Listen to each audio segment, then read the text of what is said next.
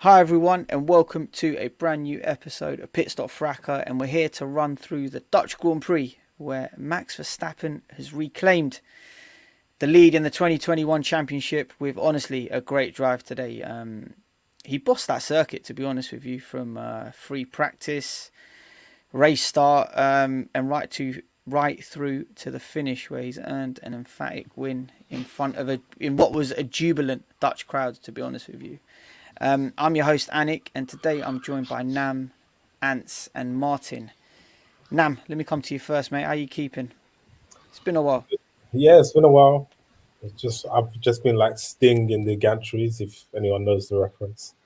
Um, and Just just waiting, been just just been waiting. Yeah. waiting for this my reappearance back on the pod. But now it's been good. But yeah, once we talk about the race, I might feel a bit different. Yeah, bro. I mean, we've been waiting. We've been waiting a while. Even for a Lewis victory. Correct me if I'm wrong, but I think it's like one win in eight for Lewis, which isn't Yeah, looking too good. So it's not looking it's not so looking so good. so, so we couldn't wait above the ring like Sting any more longer. We had to join. We had to get you on to voice your opinion on all things F1. Martin, I'm not going to put you in court today. I'm not going to put you in a hot seat, bro. How you Thank you. keeping? It was a difficult Yeah. week, yeah, on Twitter for you. Oh, yeah. Difficult week on Twitter. Difficult week in general, man. So I'm in recovery mode, but yeah, we're good. We're good to go. Nice one, bro. Don't worry, we'll go easy on you. I told Nam and Ants and myself we're gonna go easy on you, bro. Last but not least, Ants, how you doing, man? Yeah, all good, all good. It's been, I feel like because of what happened at Spa, it's been a while since we've had some actual on-track racing, but good to be back at it this weekend, and yeah, ready to get stuck in. Lovely stuff, bro. Let's get into it. Oh well, before we get into it, let me get the housekeeping out of the way. Twitter at Pitstop Fracas. Follow us if you're not doing so already. If you're watching us on YouTube, give us a like, subscribe, comment, let us know what you think. Last time I was on video, I got a couple of nice comments, which brought a smile to my face. Had a few nice words about my shirt. Hopefully, we can get the same about the F1 content. If you're listening on Apple or Spotify, leave us a review along with a 5-star rating. That would be great. So yeah, that's all the admin stuff out of the way. Let's get into the qualifying itself first and foremost. I mean, as I touched on at the top of the show, the performance from Max Verstappen this weekend was absolutely amazing. And in qualifying, he done, kind of what we expected. Like in free practice, he was pretty dominant. In qualifying, he managed to stick it on par. I think it was like a 108 or something. Lewis did get close in Q3, and actually after qualifying, Mercedes came out and said that look, we could potentially use the strategy to our advantage and topple the Red Bull in Verstappen, and obviously the quicker car, which was Red Bull.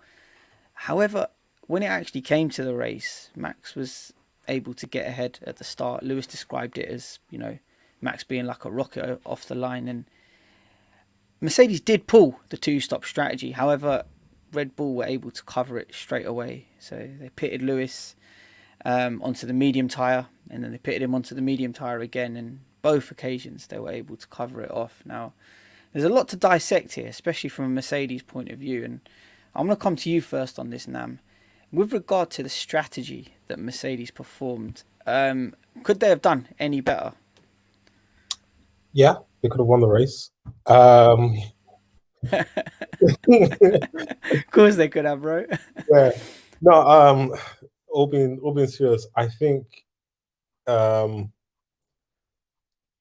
yeah, they could have done better. They absolutely could have done better. It's just I think now like has been said previously before, Mercedes strategy right now is it's on the watch list because we are not understanding what's happening over at Brackley. Um, I think with them they they aren't they aren't being more I guess, ruthless with their strategy. They're just kind of reacting instead of being more proactive with what they're doing. And today kind of showed it when they heard a radio saying, "Oh, Max, you can do this for next 4 laps." And then they thought, "Oh, okay, so that means Max is going to come in 4 laps time." And then they kind of rush Lewis in, and put him straight into traffic. So if they thought, and people have said, "Oh, well, Lewis had to come in now because if Max had gone past those back markers, then he could have come into pit, and then Lewis would have to race through. So this was the perfect time to undercut." But if they took, I don't know, if they took another lap, had a breather, because the track is not that massive for Verstappen to just kind of pull away from back markers, and thought, "Okay, cool, this will be the best window. We can do this here. We can go on this tie here." I think they would have been a little bit more. They would have had a bit of more of a fighting chance. Apart from that, yeah, I don't know what Mercedes are doing strategy wise. And ever since they put that video up explaining how they did an elite, Spain. It was Spain. Whatever, yeah, the race that they did. It's just for YouTube views, bro. That's But literally what it ever was. since then, name me a time that Mercedes have done a great strategy. There hasn't been one. So maybe they need to come off YouTube and get back to the day job. I just You know what it is, bro? Like, they built it up before the race that, oh, we're going to use the strategy to our advantage. And even I like, you know me, I couldn't wait for the strategy guide to come out before the race. I was looking at it and I was thinking, looking at the tyres that Mercedes have available. They have an extra set of mediums. You know, Lewis, they're super quick on the softs. I was thinking all these strategies in my head that Mercedes could potentially use to topple Max. But the one thing that, and the only way, that would work is if they were close enough to Max. And it just seemed that if Max was by far and away, which he was for that opening stint, like 3-4 seconds, you know, they were able just to cover it off immediately. Like, when... But this is another thing with what they're. I don't. This is why I'm questioning their strategy thinking, because you're at Zandvoort. There are crazy corners. Red Bull are good around the corners, so your car can't necessarily get as close as, let's say, a Monza or something. Like, your car just can't do it, right? So take that into consideration. It's a small track. I think it's one of the smallest tracks on the grid, right? So take that into consideration, that if there's a lot of cars on the track, it's going to be very difficult to find windows and openings. So you need to use that into your consideration. Stop saying, "Oh, yeah, we can use that to our advantage." And plus, you're Max's yard, bro. Like, like, he probably comes there on a weekend. So don't think that, "Oh, yeah, you can outgun him at home." Like, you just that's not. It's not just possible for you to do that kind of stuff. But yeah, all of those factors, I don't think they necessarily came with a proper game plan. They'll probably just copied and pasted the strategy from somewhere and thought, "Yeah, we can run it here," and it hasn't worked out for them. And again, yeah. So I think on that point, and I'm actually going to come to you on this, Martin. Could Mercedes have done anything different today? I think, yeah, I think now it's pretty much covered most of it. They could have just waited a bit for that first stint. I think even though going back onto the mediums proved to be not the greatest idea. Probably should have went on the hards. Yeah, I think there was. He probably could have gained a bit more time on the hards, actually, because, I mean, Max was quick, but the Mercedes seemed to be a lot quicker during the race. I know, obviously, not all tyres react the same with the cars. Like, obviously, the softs on the Mercedes today wasn't the best option. It wasn't that good for them to start on. I think that's where they lost a lot of the time and pretty much lost the race in the beginning. So that stint where Max just flew off in the first lap, I think he gained like 3 seconds in the first lap. So it was pretty much a lot of catch up from there, and Lewis never really managed to recover it. He always got within like a second, but then, as I think I said it on the account as well today, that every time Lewis was getting within a second, it was because Max was literally just getting into Backing traffic off. or coming up Yeah. into traffic. So it was like by the time Lewis got to that point where he's getting to the traffic, Max again has just gained another 3 seconds, and it kept being like that and kept being cat and mouse. I think he came really close at some point when he was on the mediums, and he got into like 1.4 seconds of Max. And then the medium tower just kind of gave up and he started losing time, and he was like 2 seconds, 2.4, ended up being 3, and then it was just like you kind of knew from things like 50 that the race was done. Done, yeah. If you're joining us on YouTube, you would have noticed that Kunle's joining us all the way from Canada. Hope you keep keeping well, mate. I want to come to you in a second on a specific Mercedes question, but before I do that, if we look at what happened in the race, what Mercedes potentially could have done, and now it might sound a bit crazy, but they could have done Lewis on a free stop, and they could have split the strategies and put Bottas on a one stop, regardless of letting Verstappen come up to Bottas and pass him. Because as soon as Verstappen passed Bottas in race, that kind of one stopper was kind of done for Mercedes. So yeah, I'm going to come to you on this, Ant. Should they have split the strategies, first of all? And second of all, would it have been worthwhile giving Lewis a free stop strategy? I mean, honestly, the way I look at it, even if Mercedes optimized their strategy, they had Bottas on one, Hamilton on another. I think at the end of the day, Max was just too consistent. And because of the nature of the circuit, allows you to just react to whenever Hamilton pitted behind. And it's a short lap. You don't really lose too much on the in lap. So I felt like he was just in control all weekend. But I mean, we saw like Perez was nowhere in the race really because of where he started. But they tried to use, Bottas and Hamilton 2v1 on Max, and it didn't work. But they left Bottas out, and his tires were too gone, like already halfway down the straight. I mean, we know that it's a tough track to overtake, but halfway down the straight, like his rears were like so gone, like he was already getting past, like the DRS was barely even open. So, I mean, in an ideal world, they would have had Bottas put up a bit more of a fight, but I just don't think he had the tires at that stage of the race to really be able to use that kind of one Mercedes in front, one behind to actually do anything. So, don't you think like with a 2v1, we've seen Red Bull do it in the past where it's 2v1 versus Hamilton, and they've absolutely smashed it. I think was it one of the Austrias, I think it was, where they had a 2v1 on Hamilton and they absolutely smashed it. And Hamilton couldn't get close at all. Don't you think Mercedes could have done a lot better with that? You having a 2v1?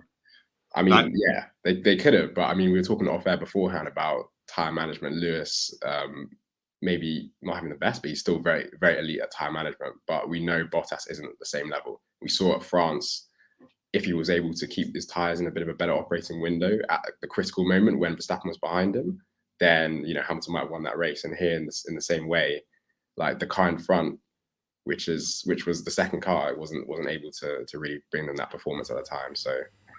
Yeah, just to echo Ant's point, Marks, I think you're forgetting that Bottas is Bottas and Perez is the other king of isn't it?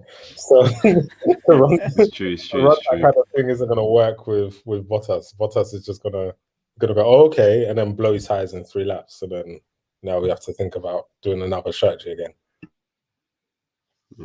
Yeah. I suppose. Man.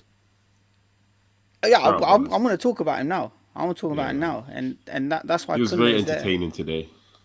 Very entertaining. So Martin, you did touch on it. Like from about lap 50, it was kind of like a foregone conclusion that Max is going to win this. But then we saw some excitement towards the end, where obviously Mercedes were going for the fastest lap, and they pitted Bottas, and then Bottas decided to put purple sector 1, purple sector 2, and then James jumps on the radio and was like, "Yeah, just take it easy. Reminder, we're not going to go for the fastest lap here," which is quite funny. He said, relax. Yeah, well, yeah, he said abort.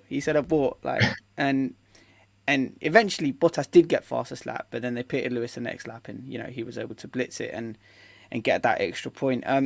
Kunle, how's it going, man? How did you see those events panning out with Bottas and that fastest lap fiasco? But that was on that. Yeah, That was I don't know. I'm not putting that on Bottas though.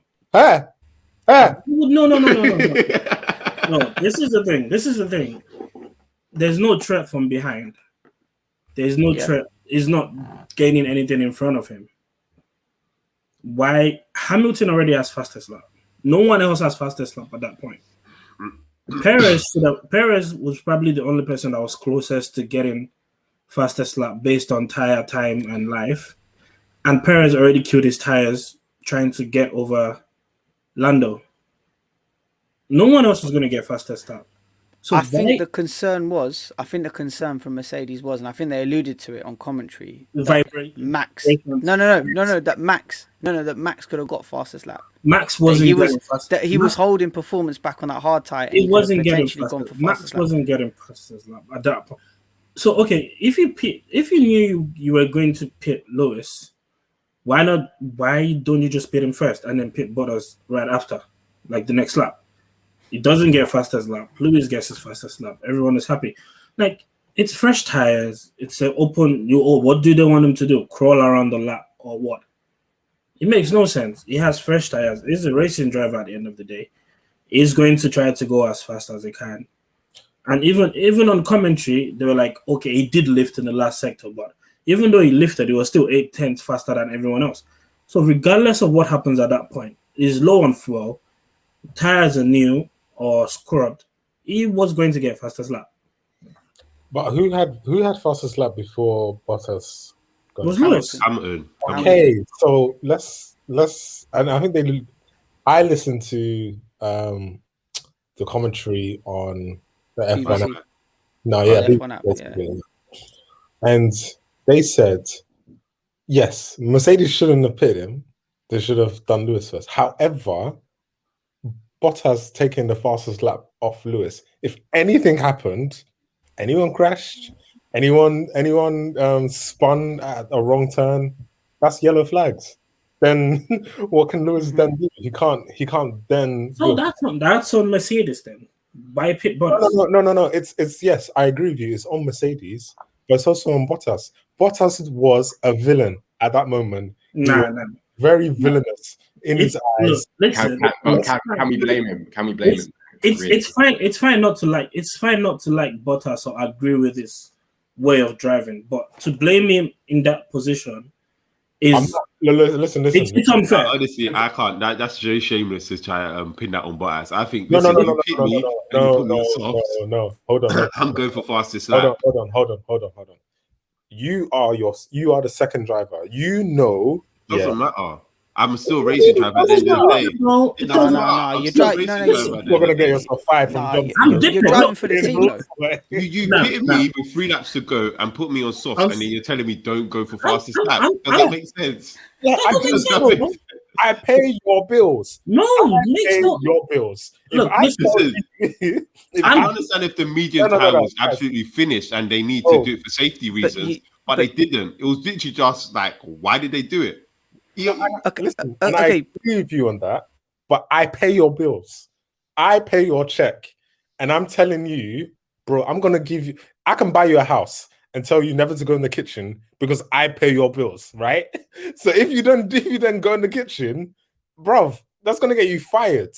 These kind of stuff, and these kind of points and these kind of situations are very vital for constructors, right? So when a driver goes against these kind of principles, they were getting 2 and 3 regardless. They were regardless. The minimum they were getting from that race was 2 and 3. It was lap 70 or 71 of 72 laps. That's fine, but every point matters right now for Lewis Hamilton. Yeah, but then don't pick Bottas. Then let him right to the end. Gasly, even after the pit, Gasly was still like 20 seconds behind. So it wasn't even. It's not even like Gasly could have pitted either. Like I know last time we saw Gasly take away fastest lap from was it Lewis, and it's not like Gasly could have pitted because I think the Ferraris Leclerc wasn't Gasly's window. Leclerc was close. Like, so the only turf, in my opinion, at that point of the race, the only turf was Perez. That was the last person that I remember that pitted. That would have been on fresher tires. Red Bull need the actual championship points as well for constructors, so exactly.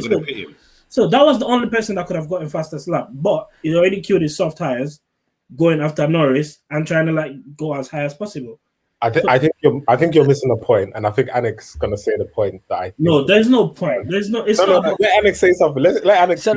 So the way I looked at it was that if Hamilton pitted first, he would have come out behind Bottas, and then there could have been a risk that anything could have happened, yellow flag or whatever, which meant that for whatever reason Bottas might not be been able to pit, or Bottas might not have decided to pit, which meant that Lewis would have had to get past him. He would have been 7 seconds behind him anyway. So I think from Mercedes' point of view, it just seemed logical to pit Bottas, put him further back, 35 or so seconds back, and then pit Lewis. When Bottas is out there, and I see exactly where you're coming from. He's got low fuel, the track's rubbered in, and he's got that fresh set of tyres. You know, how can you not tell him not to go fast? But I think it was just a bit too risky at that point, and which is why James obviously came on the radio and said to abort it. Thank God Lewis managed to do it, but it was just something. It was just a bit of entertainment towards the end of the race. My thing in this was that I feel like regardless of how slow Bottas went in a Formula One car, he's driving a Mercedes. He's not driving a Haas. Yeah, of course. He's driving a Mercedes. At that point in the race, even if he tried to tiptoe around the track, and again, don't forget you have to drive those cars at a certain pace to keep tire temperature and everything on.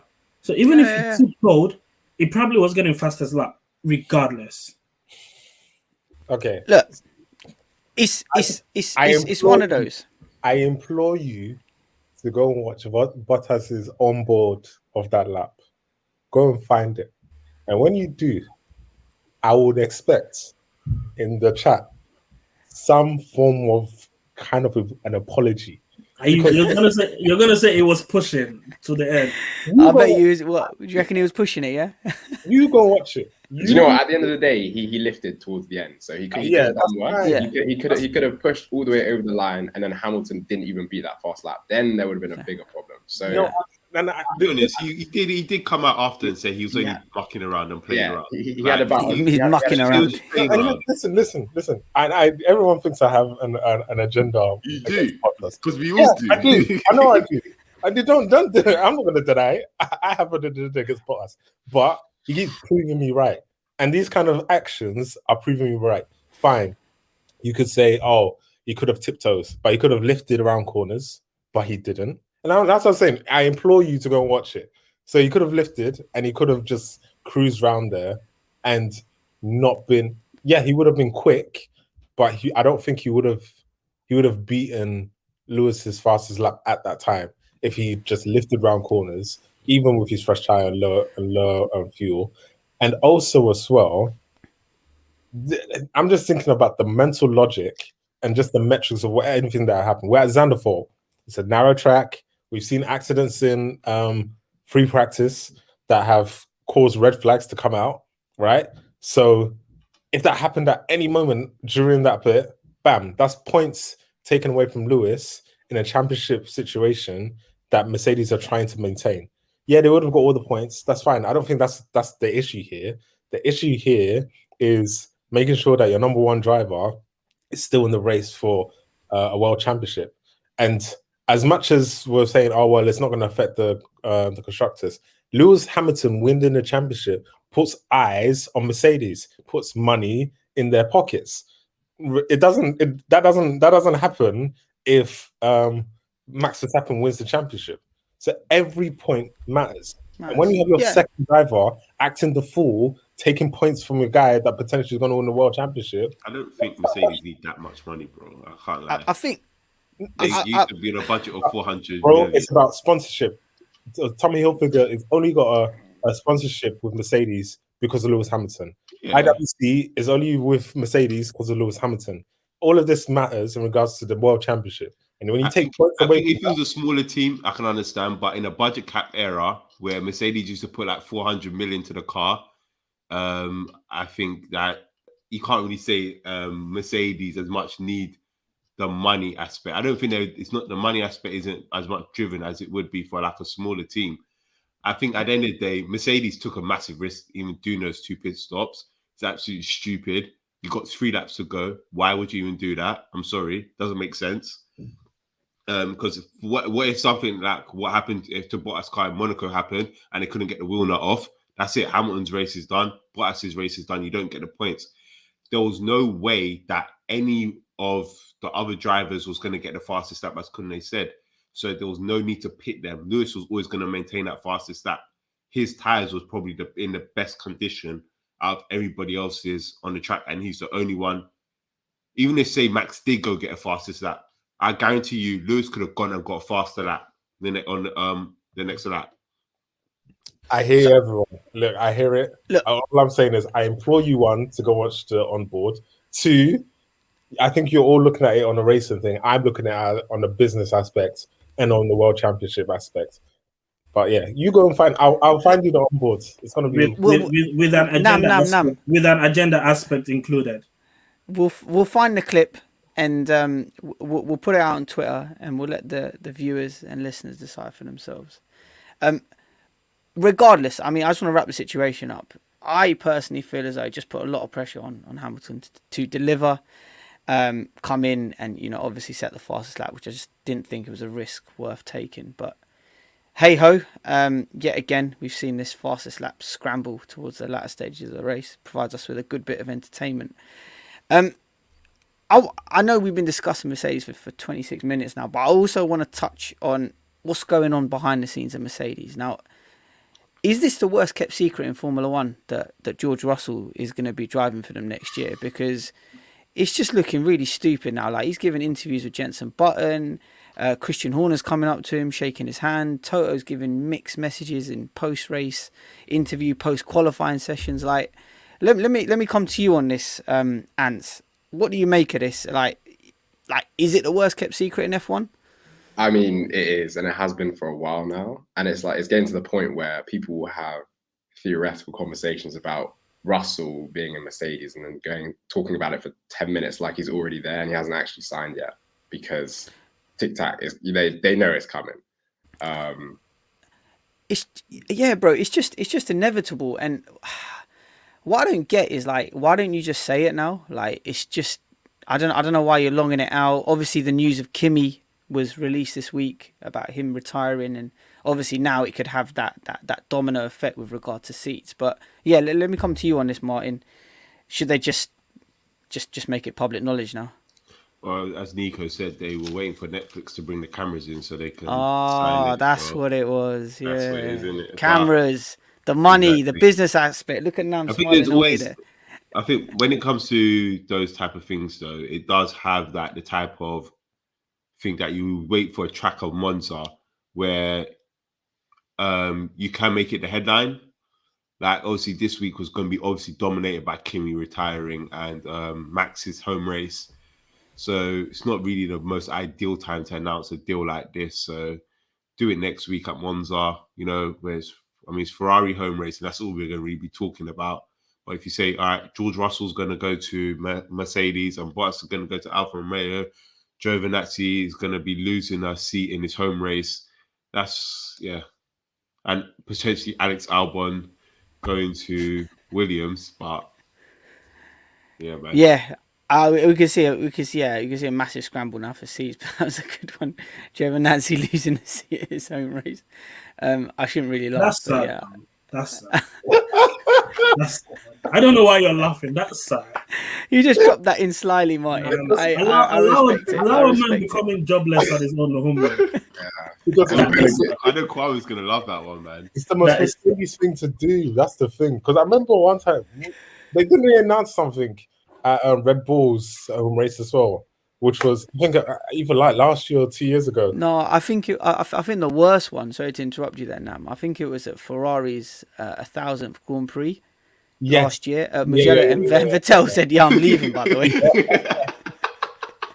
that came up in Drive to Survive. Vettel, the whole PR team is subbing Vettel. Like, thanks for that time. He hates that woman. He hates that so bad. He hates her so much. He did that on purpose. It's like, 100%. You know what? I don't rate you. I'm gonna just make your life hard. Literally. Okay. He hates that woman. Oh man, crazy. Quick one, Kunle. Yeah, I'm going to ask you the question. Obviously, I know you got a bit of time for Bottas.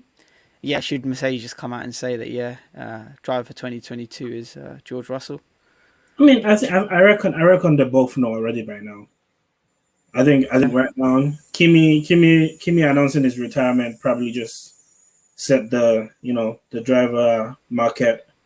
We waited 3 weeks in the summer for this, but we expected all of this to come out in the summer. But I think because Mercedes still sort of have like a championship battle, the constructors battle still going on, and they might just want to take their time to say, okay, you guys, now, let's just get our head in game. We'll announce it when we're ready to announce it, but we have bigger fish to fry right now than any of you, man. Because, again, Mercedes is bigger than both of you. We need to sort Mercedes out first, and then we'll put your stories out. We'll see. Maybe next, again, like this, maybe the news might just come one by one, right? It might just be Giovinazzi's leaving, and then they probably just announce that Albon is signing somewhere. Which, by the way, Christian Horner needs to shut the fuck up about. Yeah, Albon. He leaked it like Drake. Boy. He needs to just shut the fuck up. Like, I don't give a shit. You have 4 seats. You could put Albon in any of your 4 seats. Okay, maybe 3 seats because Honda's got all the tight one for Yuki. Like, I get that. But you have like 3 seats to play with. If you believe in the kid so much, why are you begging other mans to put him in a seat? Like, Mercedes needs to not block his coming in. Mercedes they need to release Gasly from that contract and then just put Albon in that seat if they really believe in him, because exactly, like, it's clear Gasly's not going to go back to Red Bull. Like, definitely, they're not doing it. He's definitely not going back to Red Bull.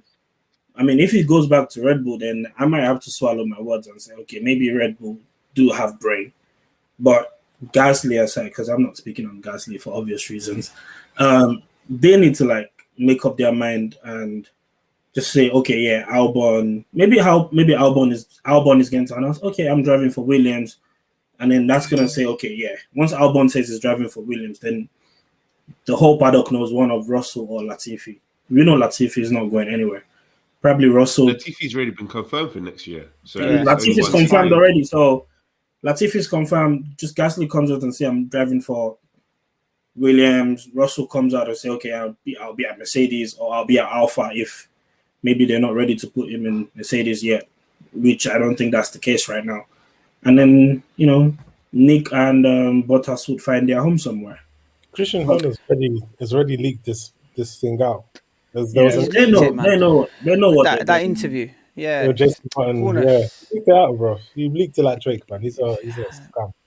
He's just a killjoy, man. But anyway, his golden child, Max Verstappen, won today, and to be honest with you, we need to give Max his flowers. But before getting on to Max and his performance, this circuit, I mean, if I was doing go-karting and I had to do like a time attack or a time trial, for me, I think this would be the perfect circuit.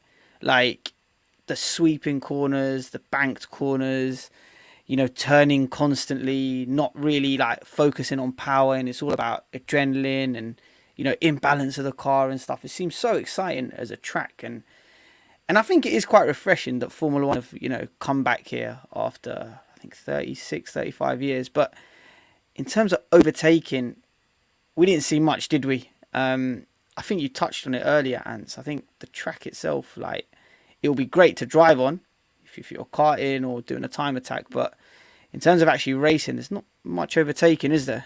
Literally, that's it. But I mean, I think that a lot of the enjoyment for me personally came on watching Saturday onboards, like Max is on board, Lewis is on board. Yeah. The first half of the lap especially is crazy. How late they break into turn one, and then kind of up the hill, and then there's 2 sweeping right-handers, and it's the speed they carry through there. It was great to watch. But obviously, there's only one straight, and I think they didn't even put the DRS on the banking because they weren't sure how it would react. So we knew overtaking was going to be at a premium. That's what we got. Yeah, we can. You can obviously see that from a safety point of view. You don't know how the tyres are going to handle, especially if you start opening up that rear wing on a corner as such. But yeah, let me quickly come to you on this. Nam, that turn 3, it looks nice, isn't it? When a car goes, straight around the outside on the banking. It's like an unconventional line, but It looks nice. Yeah, it looks nice. I mean, the tracks are nice. The improvements that they've done to it is nice. It just doesn't work for F1. I don't think right now in today's eras, and plus they're making cars bigger for next season, so it's just gonna be even worse. Yeah. But in terms of, I guess the atmosphere was fantastic. Yeah. I would expect, fam, the fireworks and the music that came up when Max crossed the line. Yeah, It was crazy.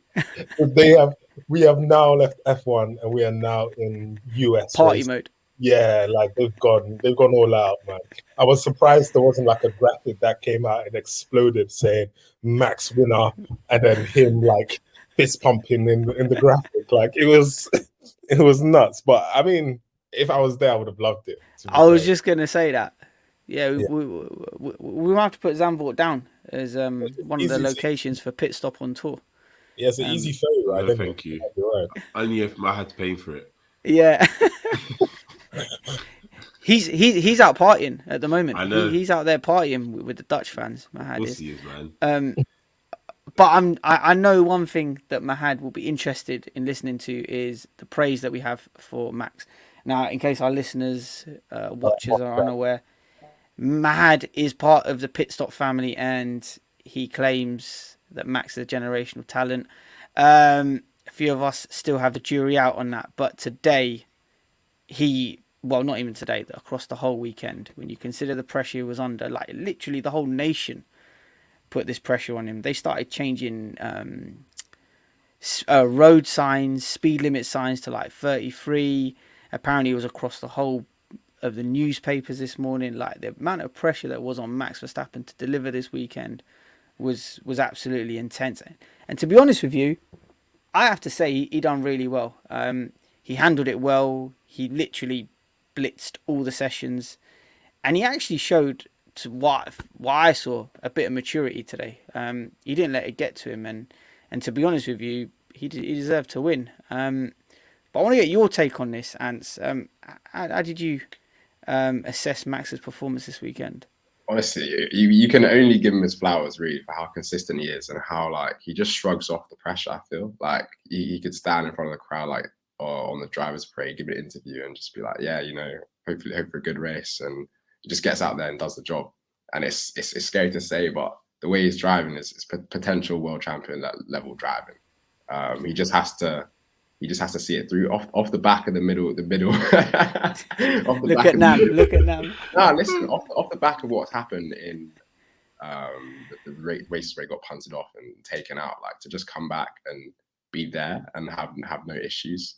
I think it will be big for him mentally going forward. And I think he'll give him the belief and the confidence that he can actually take this fight to the wire. So, listen, Lewis has got his work cut out, because at the moment it looks like he's going to have a very tough fight on his hands. And I can only credit Max for that. And I think everyone should. Wow. Someone tweeted the account, mentioned us on Twitter, saying that if Red Bull win at Monza, is that probably it then for the championship with Max? Winning there shows that they've got a car that's capable of performing at every type of circuit. I just seen you shake your head then, Nam. Yeah, you don't think so, no? No. Why not? Because I'm looking at the calendar now. We've got very complex tracks to come, and we still got one to be announced. We still got US, Turkey, Russia, Mexico, Brazil. Mm-hmm. Saudi Arabia is a non-entity. We don't know how that works. And Abu Dhabi is kind of like a procession anyway. Although the new improvements for Abu Dhabi would be interesting anyway to see. But Max does do well at Mexico. He suits does. That car. Brazil as well. He's done well in the past. So does Lewis. He's done well in Mexico before. US, that's, to me, I think that's more of a Lewis kind of track anyway. And then Brazil, Lewis has done pretty well there. I can't remember off the top of my head Max doing particularly well. He's done well. He's won at Brazil as well. He's dominated Brazil in the wet and the dry. It's unfair. So there's a couple. I think there's a lot in the balance. I think with Monza is one step There's 1 foot in the door, and then if by Turkey he's really ahead, then we might have to start calling it. But I can't. Today's race, he did have a mature performance, but I think Red Bull just came out and gave him all the tools that he needed. Really, I don't think it was a particularly spectacular drive. I mean, you was first. You drove first around a track that's not particularly long around your backyard. Honestly, I think he got a bit lucky with Spa last week, Max. Those points that those points. They were meant to review them this week apparently, but obviously they're probably just sticking with it. Just shove it under the carpet. No one knows about it. It's fine. But I think that Spa is definitely more of a Merc track as well. That I think they would have won that. I think those would have won that. Monza and Sochi are very, very Merc as well. They're more for the Merc cars, but I don't think the Merc will win it at Monza. I think we'll get another outsider, maybe even another Gasly win. Who knows? I think when it comes down to the other races, with the whole COVID situation and how it's starting to get out of hand in some of those countries, especially when you look at the Latin American countries, I think there's 2 potential races that might not even go ahead: Brazil, Mexico. Yeah. So you don't really know. There's so many variables in play at this championship at this moment in time that you can't really say, you know what? Yeah, Max. I think it will go down to the last race because as I said, I don't believe we'll get all the 22 races out. I think it will end up being about 20 races in the end, because I do believe some tracks will have to come off the grid. That one in Saudi Arabia doesn't even look like it's ready yet. Oh no, it'll be ready. Unless oil money. Going to be ready. The human slaves. Yeah, they'll get more slaves. Oil money will be ready. Don't worry about that. Bro, they built that AJ Stadium in like a week. They can get it done. Have you seen the plans for the actual track and where it is at the moment? They will get it. One thing about the Middle East is if they say they're gonna do something, they're gonna do something. Don't worry about them. Look, it's one of those things. I think it'll come down to. Hopefully, it goes down to Abu Dhabi.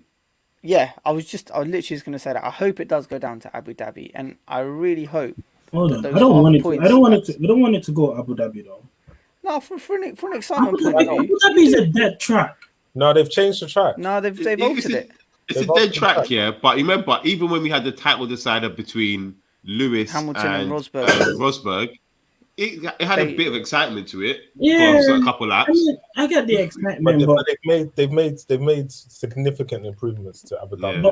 But let's keep it a block. If it goes to Abu Dhabi, the race is literally going to be one on pole. Whoever gets pole is literally. Again, that's not true. Okay. On the track. History suggests that. Kunle. History suggests that, yeah. But they've amended and they've altered the track. So potentially, it could prove to be a different race in recent years.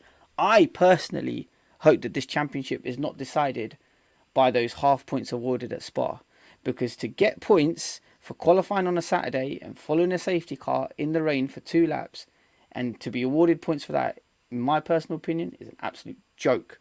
A joke to the highest degree. And I don't want to go too much on it, but if the championship ends up being decided by that, I'll be really, really upset. But we'll save that for another time. Kunle, there's a guy called Pierre Gasly. Yeah, that managed to he qualified P4. Okay, and that's what I'll put there on the banner. In the race today, how did you see that performance? Earlier this week, he said that there was discussions about a drive for 2022 at Red Bull, but it never materialized. And then obviously today he managed to convert that P4 into P4 race result. So yeah, how did you see that performance from Gasly? I mean, he's doing his thing, right? Yeah, I don't get me wrong. I've always thought he was a good driver. I've always felt like he was a good driver. My thing is he? My thing is always that I don't think he was good enough to be a lead driver in a championship contending team. You know, is it good? It's good. Don't get me wrong. But He's extracting. He's extracting. It would extract the best out of his car, and you know, there's a reason why he got the Red Bull seat to start with, because he was good in the Toro Rosso at the time, and there's a reason why, you know, he got dropped from Red Bull, because Albon at the time was putting in better performances in the Toro Rosso than he was doing in the Red Bull. Red Bull tax aside, you know, we have the Red Bull second seat tax. That aside, these things are true. And now he's definitely become a better driver. His racecraft has become better. But he's still, in my opinion, I'll be very happy to be wrong.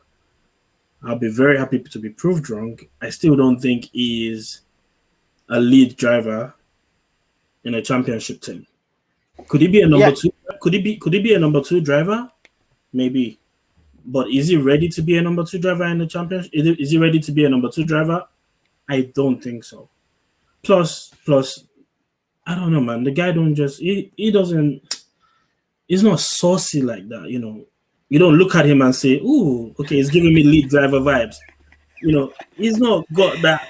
I mean, he's not got the sauce like that. You know, he's one of them guys. He's one of them guys. You know, good driver. If you compare him to Yuki this weekend, like he Yuki is getting chopped up. You know, Yuki, what, he qualified 15th, yeah. Yeah, he's going through. Yuki is going through it. Yuki is going through it right now. You know. Yeah, I can't remember who said it in the chat, but they were like, Yuki versus Pierre. Like, how does that compare to when Gasly was at Red Bull with Max? Yeah, that's a good question. I think Chris asked that. Yeah. Yeah, because slapped up. Yuki. You know what? I'll give Yuki that benefit of the doubt. He's getting slapped around. You know, it's his first year in Formula One. Pierre's been at that team. Pierre knows that team very well, in and out. He knows the car very well, in and out. But yeah, poor Yuki, man. I feel for Yuki right now because, you know, it's probably the kid's confused. You know, not to speak many English, can't really know what's going on. Whoa. He doesn't speak that much English. No. He doesn't speak that much English. He doesn't speak that much Italian. No, but Kunle, he knows how to swear though, doesn't he? He was doing that a lot. Everyone knows how to swear. Yeah, he was swearing a lot. Everyone knows how to swear. But you know, I feel for him. I want the best for the kid. And you know, in a way, I'm glad they're not dropping him this year, because if they dropped him from that seat, then his Formula One career might be as good as over. You know, if you get dropped from a sister team, that means you're done out here. Like, you're done. But you know, it's Gasly's moment. I'll shout out Gasly. I'm not acknowledging a set of people that call themselves the Hive. You know, I'm not doing that because I'm not going to do that. The best I'll do is say, you know, he's doing what he has to do as a lead driver in that team. I think he's out driving the car. I don't know how fast the Ferrari or the McLaren can be, but it's clearly doing things that those guys are not doing in their cars. And you know, shout out to him, and more life, more power to the man. Nothing else to say.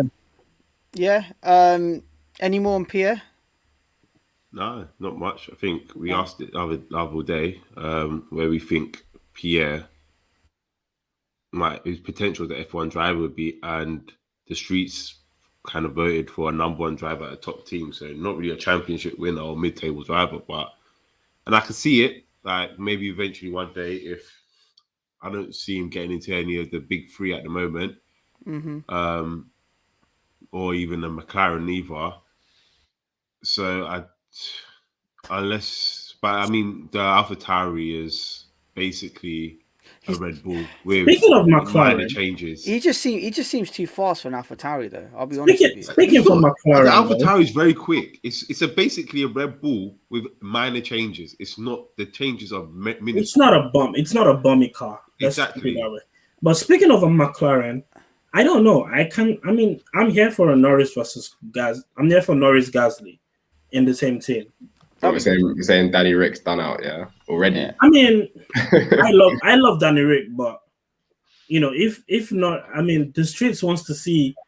That's okay. If you're having a benchmark right now for Gasly, like who do you think is in his category of the current grid? You're looking at the Lando Norris sort of Leclerc, Norris. Yeah, just a little. Science. Ahead of the mid-table, but not ahead of it's Lewis and Max at the top. No, it's just Lewis at the top. Just Lewis at the top. What's this saying? My ears wasn't deceiving me. No, but right now, I think he goes Lewis. Lewis. No, then it goes. I'm then it goes Max. Season, and then Leclerc and all of them. Then there's probably a bracket with all these guys in. But this season, whether we like it or not, Max has driven that car beautifully well. Yeah. You have to. Yeah. Whether you like it or not. Anyway, back to Pierre. I think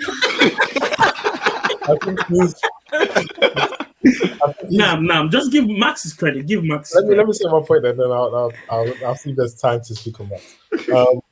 I think with Gasly, his problem is that there isn't another engine, as in another manufacturer with the capabilities of making an elite car that for him. So like there isn't an Audi or a VW that are in the racing or back in the day. Yeah, I'm with you. Boards. I think that's his issue. There's too many. There's a lot. What 3? How many engines? Ferrari, Honda, Red Bull, and Renault, and Mercedes. There's 4 engines. And I don't think Renault can, because Renault's just got one team and they're covered off at the moment. Academy. So like I think that's his issue right now, which is unfortunate for him. But hopefully there might be an opening somewhere which he can elevate sync. Or I remember reading kind of like now with the whole budget cap, it might invite someone like a VW back into F1 or BMW. So they've been sitting in on the meetings. I think Volkswagen with the new engine meetings, but there's a lot of, because of Red Bull mainly, there's a lot of Red Bull world. They obviously don't like it because Volkswagen want to go more down the electrical route. I believe, because that fits in with their business plan for how they want to be like 100% electric by a certain time. Yeah. But obviously Red Bull, because they're not engine developers and they're energy drink makers, don't know how to do engines, so they want to go. They want basically the same thing with just different fuel, and I think we will see another engine come in, whether it's a VW, I don't know. But I got a question for Nam though. Go on.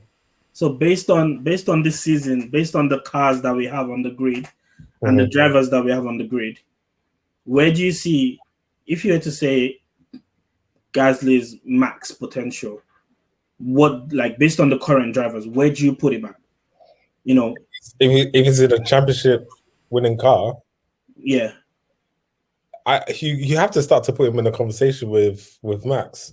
And the reason why you have to is because he's driven a car that isn't. He's driven the B Tech Red Bull, right? No, it's really not. No, really but it is because they've used this. Hear me out. Adrian Newey is not designing the AlphaTauri. They've got their own designers, right? So if we take that aspect of it, yes, they've got the same kind of engines, fine, but it's still a beta version. It's still a duplicate version. But everything that the AlphaTauri does gets fed back to Red Bull. So like when they won the Honda engine, who did they test it out first on? Was it not the Toro Rosso? Yeah, so they use all that information they get from the Toro Rosso and they make it better, so they improve on it a little bit. Now they're basically saying it's no longer that's no longer the B team, that's our sister team. And if you think about it, now the budget cap has come into place, Red Bull had to move people, and they've all probably gone to AlphaTauri as well.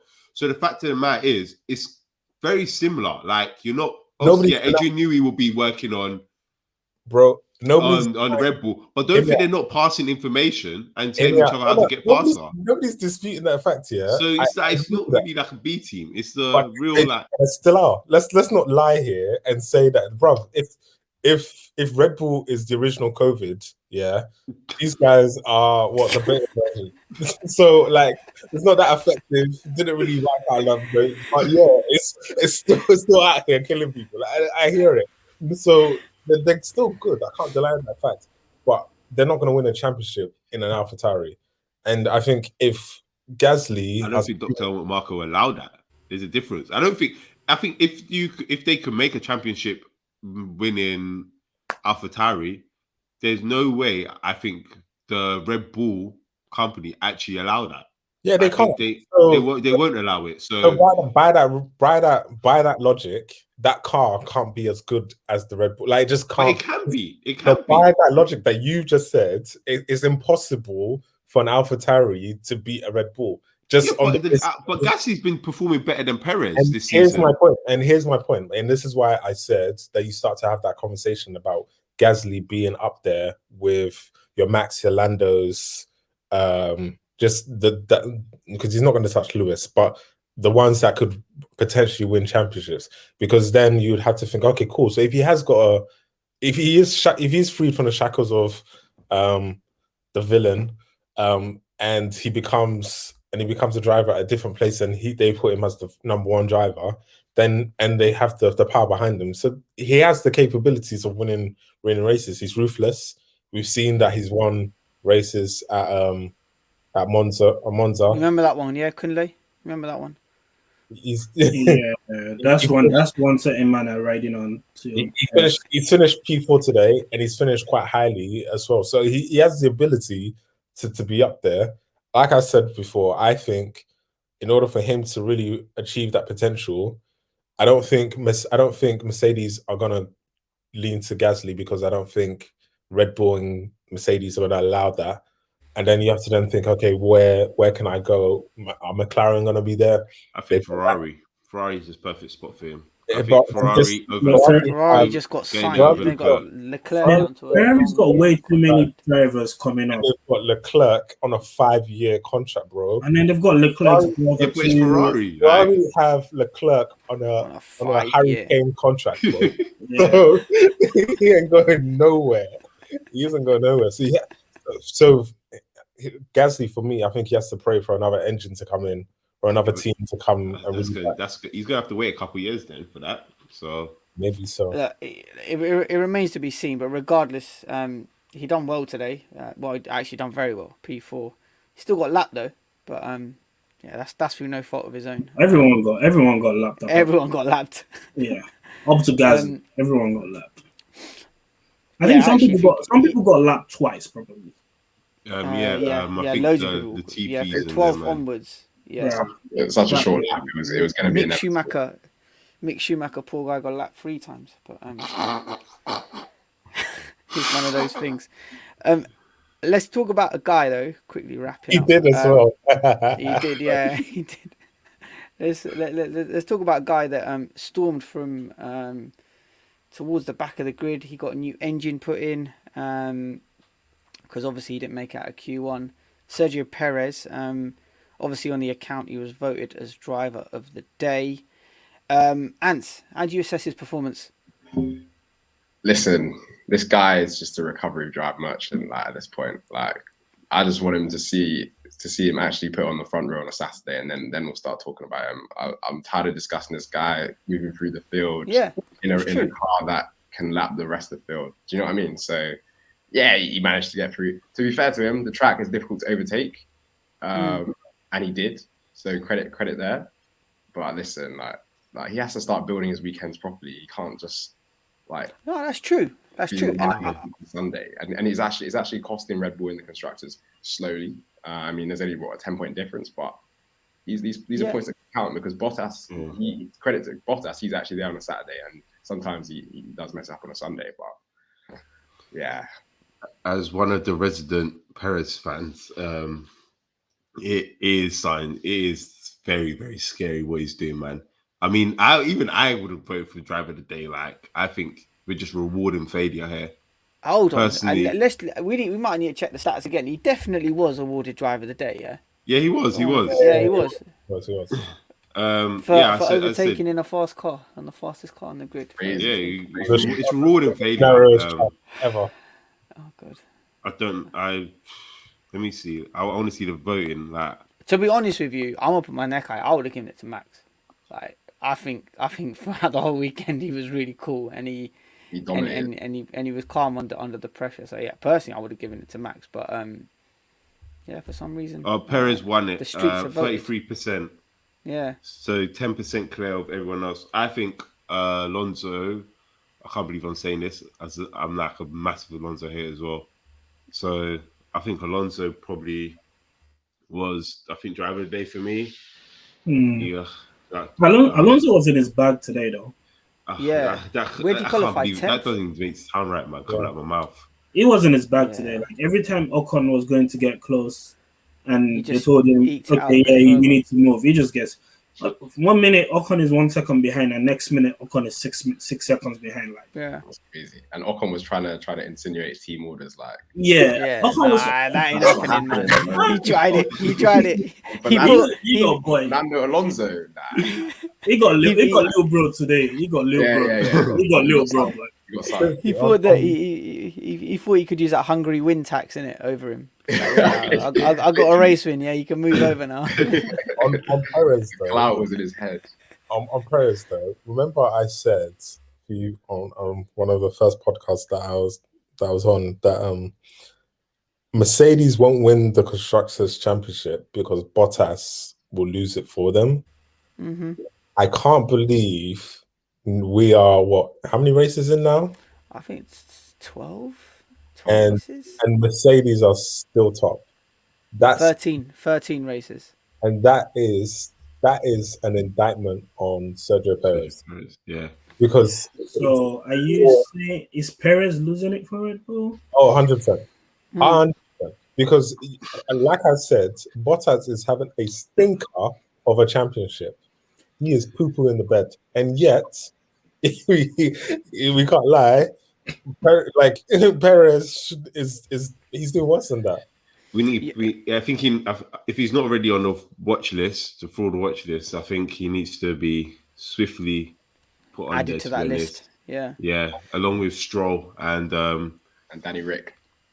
No, Danny Rick's on the fraud list. He's on fraud list. He's fully on it. Danny Rick, first name ballot fraud list 2021 season. Danny Rick's there. Anyway, tell Celia to come outside, man. Our boy is thinking of the joint. Yeah, she come up. She jumped into the group chat saying hi, and then I think she went a bit quiet. Yeah. hopefully she's doing well. But Antz, you touched on something there about we want to see it from Sergio on a Saturday, and you don't win the race on Saturday, but you can certainly lose it. And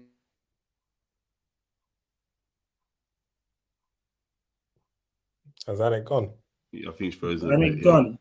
Yeah. We want to start seeing that, Sergio. So if you're listening, if you're watching, we want to start seeing that, and then officially you won't be off the fraud list.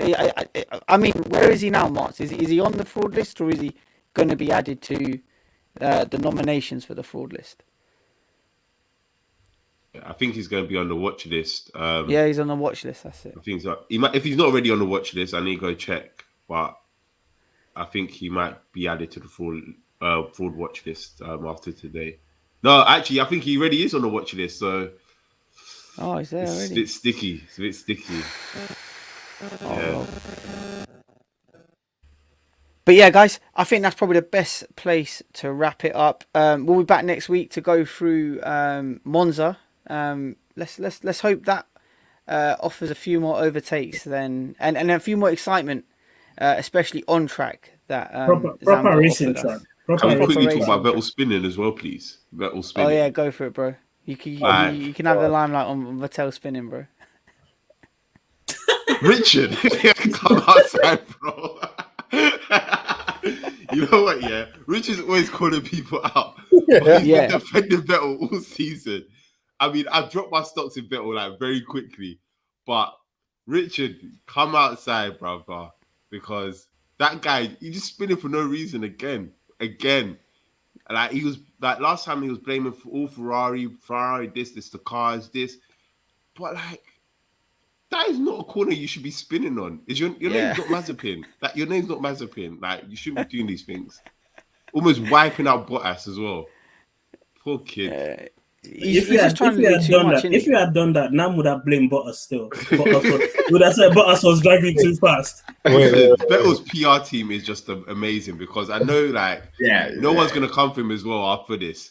His PR team is on lock. They're gonna have him picking up trash around Zandvoort, and everyone's gonna forget about it. Bro, he was a fireman on Friday, man. He knew how to use that extinguisher. Like he knew exactly what he was doing. This weekend, Vettel's been a fireman. He's been a great daddy.